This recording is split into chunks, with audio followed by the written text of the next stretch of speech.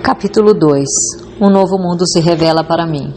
Obviamente eu havia passado por uma experiência de renascimento em que todas as formas de medo haviam se afastado de mim. E agora tinha coragem de tal maneira que nunca havia experimentado antes. Apesar do fato de ainda não ter sido mostrado para mim como ou de que fonte eu seria capaz de receber os recursos necessários, eu tinha fé inabalável de que o dinheiro estava vindo ao meu alcance. Na verdade, conseguia enxergá-lo já em minha posse. Em muito poucas ocasiões na minha vida inteira pude experimentar tal tipo de fé. Na verdade, era um sentimento indescritível. Não há palavras na língua portuguesa que possam descrevê-lo, fato que todos aqueles que tiveram experiências similares podem facilmente testemunhar. Naquele instante, comecei a colocar em prática as instruções que havia recebido. Todo aquele sentimento de que eu estaria entrando em uma missão impossível agora haviam me deixado. Um por um, comecei a buscar em minha mente os nomes de todos os meus conhecidos que talvez pudessem ser capazes de financiar os $25 mil de que eu precisava, começando com o nome de Henry Ford e passando por toda a lista de mais de 300 pessoas. Meu outro eu simplesmente disse: continue procurando. A hora mais escura é justamente um pouco antes da aurora. Mas eu chegara ao fim da linha. Minha lista inteira de conhecidos havia sido esgotada e com ela minha resistência física também. Eu estava trabalhando, concentrando a minha mente naquela lista de nomes por basicamente 2 dias e 2 noites, parando somente para dar alguns cochilos. Recostei-me na cadeira, fechei meus olhos e entrei numa espécie de transe por alguns minutos. Fui acordado pelo que parecia ser uma explosão no quarto. Conforme ganhei consciência, o nome de Albert L. Pelton apareceu em minha mente, e com ele um plano que eu soube instantaneamente ser o plano que me faria ter sucesso em persuadir o Sr. Pelton a publicar os meus livros. Eu me lembrei do Sr. Pelton somente como um editor na revista Golden Rule, Regra de Ouro, aquela que eu havia publicado em anos anteriores. Eu me sentei, peguei a máquina de escrever e enderecei uma carta ao Sr. Pelton em Meriden, Connecticut, e descrevi o plano da mesma maneira que ele havia sido entregue para mim. Ele respondeu por telegrama dizendo que estaria na Filadélfia para me ver no dia seguinte. Quando ele chegou, mostrei a ele os manuscritos originais da minha filosofia e brevemente expliquei qual seria a sua missão. Ele pegou os manuscritos, folheou algumas páginas por alguns minutos, então parou de repente e com os olhos fixos na parede por alguns segundos disse: "Eu publicarei os livros para você." O contrato foi assinado, uma quantia substancial de royalties me foi paga, e os manuscritos foram entregues a ele, que os levou para Meriden. Eu não perguntei a ele o que o fez tomar a decisão de publicar os meus livros antes mesmo de tê-los lido. O que eu sei é que ele me forneceu o capital necessário, imprimiu os livros e me ajudou a vender milhares deles para sua própria clientela de compradores de livros, espalhados em praticamente todos os países de língua inglesa no mundo. Meu outro eu se sai bem. 3 meses após o dia que o Sr. Pelton me visitou na Filadélfia, um jogo completo com todos os meus livros estava em cima da mesa, bem na minha frente, e minha renda da venda dos livros era grande o suficiente para suprir todas as minhas necessidades. Esses livros agora estão nas mãos de todos os meus estudantes do mundo inteiro. Meu primeiro cheque dos royalties referente à venda dos meus livros alcançou a quantia de $850. No momento em que abri o envelope para apanhar o cheque, meu outro eu disse: "Sua única limitação é aquela que você impõe em sua própria mente." Não tenho certeza de que eu entenda exatamente o que esse outro eu seja, mas tenho plena convicção de que não há derrota permanente para o homem ou a mulher que eu descubra e confie nele. No dia após o Sr. Pelton ter ido me visitar na Filadélfia, o meu outro eu me presenteou com uma ideia que resolveu imediatamente o meu problema financeiro. A ideia que cruzou a minha mente me mostrava que os métodos de venda da indústria automobilística tinham que passar por uma mudança drástica e que os futuros vendedores desta área da indústria teriam que aprender a vender automóveis, em vez de meramente servir de compradores de carros usados, como a maioria estava fazendo na época. Ocorreu-me também que jovens rapazes que haviam recém-finalizado a faculdade e que, por isso, não conheciam nada dos velhos truques da venda de automóveis, seriam o ponto de partida desse novo tipo de profissional de vendas e poderiam ser mais bem desenvolvidos. A ideia era tão distinta e impressionante que eu imediatamente liguei para o gerente de vendas da General Motors e brevemente expliquei meu plano. Ele também ficou impressionado e me indicou para visitar uma filial da companhia de automóveis Buick, que naquela época era propriedade e dirigida por Earl Powell. Eu visitei o Sr. Powell, expliquei-lhe meu plano e ele imediatamente me colocou para treinar 15 garotos cuidadosamente selecionados da faculdade. A minha renda deste treinamento foi mais do que o suficiente para tomar conta de todas as minhas despesas pelos próximos 3 meses, até que os resultados da venda dos meus livros começassem a entrar, incluindo o custo daquela luxuosa suíte que naquela época me preocupou muito. Meu outro eu não havia me desapontado. O dinheiro que eu precisava estava em minhas mãos justamente no momento em que eu precisei. Nesse momento, fui convencido de que a minha viagem para a Filadélfia não era, sob nenhuma hipótese, uma missão sem sentido, conforme minha razão havia indicado antes de partir do oeste da Virgínia. Daquele momento em diante, até este exato minuto, tudo o que eu precisei veio até mim. Isso mesmo considerando que o mundo inteiro recentemente passara por um período de depressão econômica, quando mesmo as necessidades básicas não estavam disponíveis para muitas pessoas. Em alguns momentos, a chegada das coisas materiais das quais eu precisei veio um pouco tarde, mas posso com toda certeza dizer que o meu outro eu sempre me encontrou no cruzamento e, por sua vez, sempre me indicou por qual caminho eu deveria seguir. O outro eu não possui precedentes, não reconhece nenhum tipo de limite e sempre acha um modo de satisfazer nossos desejos. Ele pode se deparar com derrotas temporárias, mas nunca com fracasso permanente. Tenho tanta certeza disso que estou afirmando quanto o fato de estar aqui escrevendo essas linhas. Enquanto isso, sinceramente espero que alguns dos milhões de homens e mulheres que foram atingidos pela depressão econômica ou outros dissabores da vida descubram dentro de si mesmos essa estranha entidade que eu chamei de meu outro eu.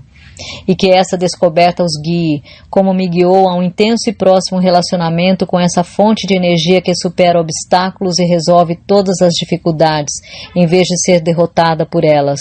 Há uma grande força a ser descoberta no seu outro eu.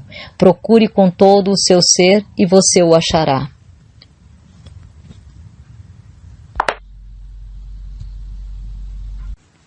Fracasso, uma bênção disfarçada.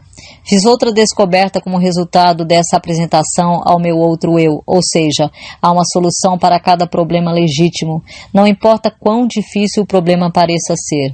Também descobri que para cada experiência de derrota temporária, para cada fracasso e cada forma de adversidade, existe a semente de um benefício equivalente. Entenda o que eu quero dizer. Não afirmei que isso seria uma flor desabrochada do sucesso, mas sim a semente pela qual essa flor germinará e crescerá. Para essa regra não há exceções. A semente da qual eu falo nem sempre pode ser observada, mas pode ter certeza de que ela está lá, de uma forma ou de outra.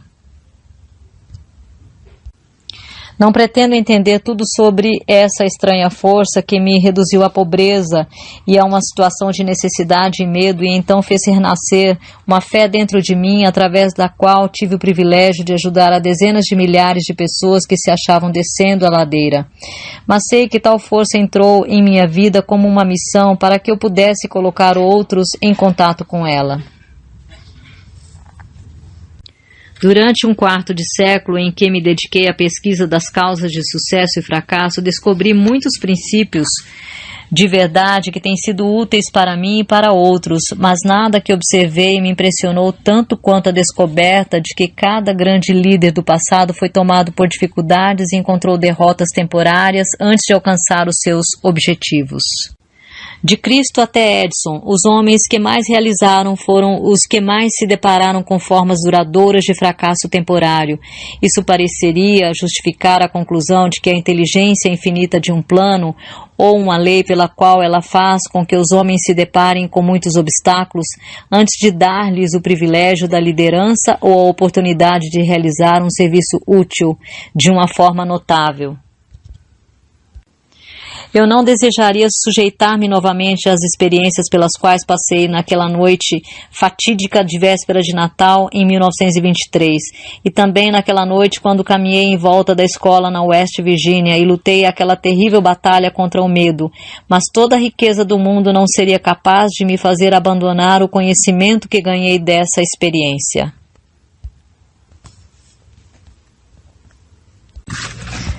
A fé tem um novo significado para mim. Repito que não sei exatamente o que é este outro eu, mas sei o suficiente para me apoiar nele com um espírito de absoluta fé em tempos de necessidade, quando a razão da minha mente parece inadequada para suprir as minhas necessidades. A depressão econômica que começou em 1929 trouxe miséria para milhões de pessoas, mas não devemos esquecer que a experiência também trouxe muitas bênçãos, a começar pelo conhecimento de que há algo infinitamente pior do que ser forçado a trabalhar, que é ser forçado a não trabalhar. De certa forma, essa depressão foi mais uma bênção do que uma maldição, se analisada à luz das mudanças que trouxe para as mentes de todos que foram afetados por ela. O mesmo é verdadeiro para cada experiência que altera os hábitos dos homens e os força a olhar para o seu interior, para a solução dos seus problemas. O tempo que passei em reclusão na West Virginia foi, sem sombra de dúvidas, a mais severa das punições da minha vida, mas a experiência trouxe bênçãos na forma de conhecimentos de que eu precisava e que, de certa forma, mais do que compensaram o sofrimento. Estes dois resultados, o sofrimento e o conhecimento ganho dele, foram inevitáveis. A lei da compensação, a qual Ralph Waldo Emerson tão claramente definiu, fez esse resultado um tanto quanto natural e necessário. O que o futuro pode guardar para mim na forma de desapontamentos, através de derrotas temporárias, com certeza não tenho meios de saber. Mas sei, contudo, que nenhuma experiência do futuro pode possivelmente me atingir tão profundamente quanto aquelas do passado, porque agora tenho acesso ao meu outro eu. Desde que este outro eu tomou conta de mim, venho tendo acesso a um tipo de conhecimento que, por certo, não teria descoberto enquanto a minha antiga entidade, chamada medo, estava no controle. Aprendi que todos aqueles que se deparam com dificuldades que parecem insolúveis podem resolvê-las e ainda melhor lidar com elas, se estiverem dispostos a esquecer suas próprias dificuldades e partir para ajudar outras pessoas que porventura estejam passando por dificuldades maiores. O valor de dar antes de tentar conseguir. Tenho plena certeza de que nenhum esforço que nós possamos fazer em prol daqueles que estão em momentos de dificuldade ocorre sem algum tipo de recompensa adequada. Nem sempre a recompensa vem daquelas próprias pessoas para as quais prestamos serviços, mas a mesma virá de uma fonte ou outra. Desconfio seriamente de que nenhum homem pode utilizar-se dos benefícios deste outro eu, enquanto estiver impregnado pela ganância e pela avareza, pela inveja e pelo medo. Mas se eu estiver errado nesta conclusão, ainda tenho a honra de ser aquele que achou paz de espírito e alegria através de um ponto de vista que não estava correto. Eu preferiria assim, estar errado e feliz, a estar certo e infeliz. Mas esse ponto de vista não está errado. Enquanto eu estiver de bem com o meu outro eu, serei capaz de adquirir qualquer coisa material de que precise. Além disso, serei capaz de conquistar felicidade e paz de espírito. O que mais poderia alguém querer? O único motivo que me inspirou a escrever este livro foi um desejo profundo e sincero de ser útil a outros, compartilhando com eles tanto quanto eles estejam preparados para aceitar a fortuna que se tornou minha no momento em que descobri meu outro eu. Essa riqueza, felizmente, não pode ser medida em termos materiais ou financeiros, porque ela representa muito mais do que isso. Riquezas materiais e financeiras, quando reduzidas aos seus valores líquidos, são mensuráveis em termos de saldos bancários. Saldos bancários não são mais fortes do que bancos. Essa outra forma de riqueza da qual falo é mensurável não somente em termos de paz de espírito e contentamento, mas da mesma forma como é manifestada naqueles que são adeptos da oração. Quando rezo, meu outro eu ensinou-me a concentrar-me nos meus objetivos e a esquecer do plano que deve ser atingido. Não estou sugerindo que objetos materiais devam ser adquiridos sem planos. O que eu estou dizendo é que o poder que transforma os pensamentos e desejos em realidade tem a sua fonte na infinita inteligência, que por sua vez conhece mais sobre os planos do que quem está fazendo a oração.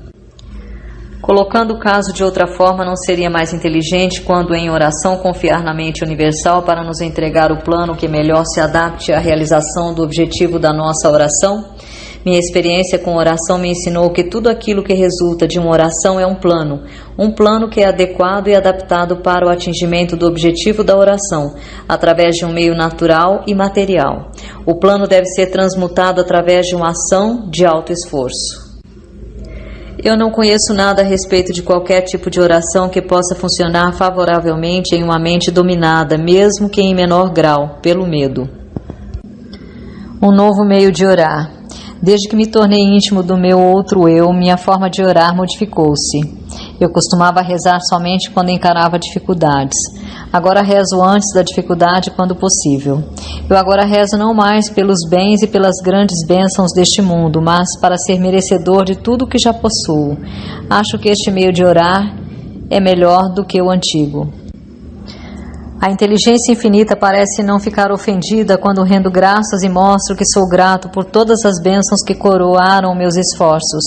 Fiquei maravilhado quando primeiro tentei este plano de oferecer uma oração de agradecimento por tudo o que eu já possuía, pois assim descobri a vasta riqueza de que já dispunha e não apreciava.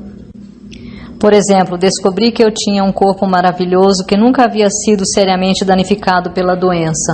Eu contava com uma mente razoavelmente bem equilibrada. Tinha uma imaginação criativa com a qual eu poderia prestar um serviço muito útil para um grande número de pessoas.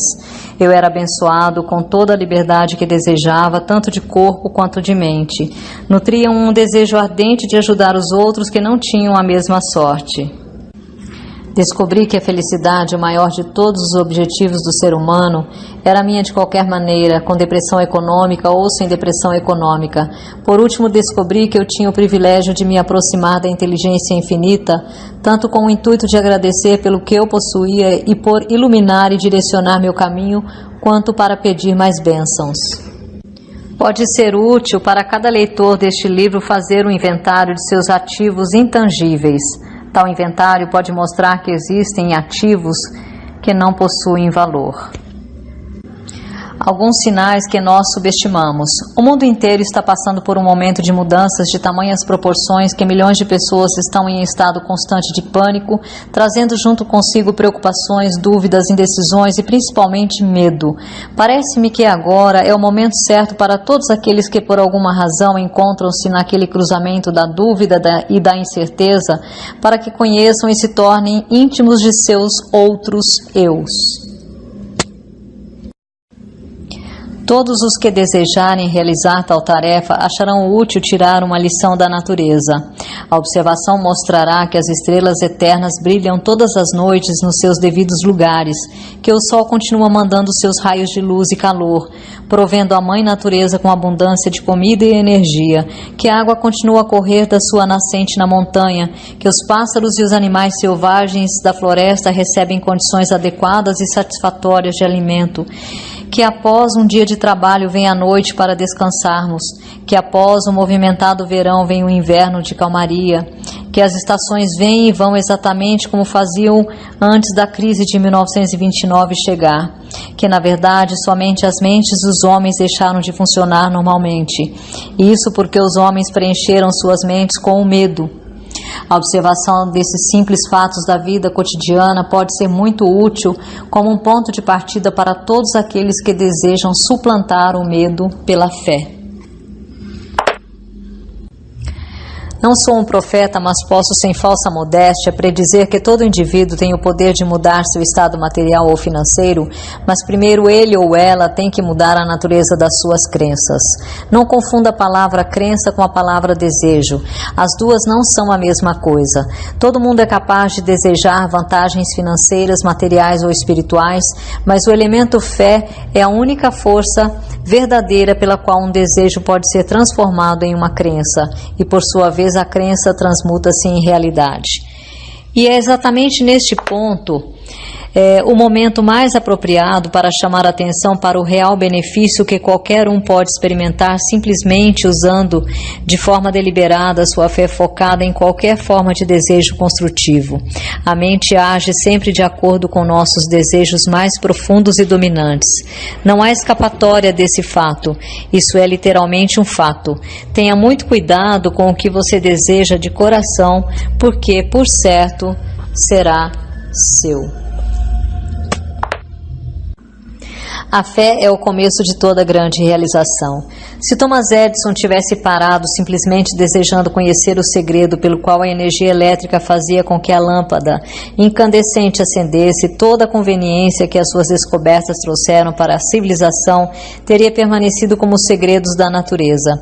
Ele encontrou-se com o fracasso temporário por mais de 10.000 vezes antes de finalmente conseguir arrancar esse segredo da natureza. Até que finalmente ela cedeu para ele, porque ele acreditou que conseguiria e, mais importante ainda, continuou tentando até que conseguiu a resposta. Edison descobriu mais os segredos da natureza. Eles teriam sido chamados de milagres em um período anterior, no campo da física, do que qualquer outro homem que já viveu.